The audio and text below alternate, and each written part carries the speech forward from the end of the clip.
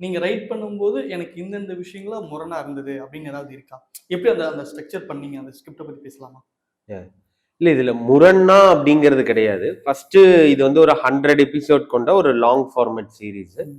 இதுல ஃபர்ஸ்ட் வந்து 24 எபிசோட்ஸ் வந்து வேற டீம் பண்ணாங்க. ஸோ 25th எபிசோட்ல இருந்து நான் எடுத்து அதனோட ஒர்க் வந்து ஆரம்பிச்சேன். ஸோ அவங்க கிரியேட் பண்ணியிருந்த வேர்ல்டு, அவங்க கிரியேட் பண்ணியிருந்த கேரக்டர்ஸ், அதை நான் என்னுடைய ஃப்ளேவர். ஸ்டோரியோட இதுக்கு உள்ள வந்து ஃபிட் பண்ணி அதை அப்படியே கொஞ்சம் கொஞ்சமா எடுத்துட்டு வந்தோம்.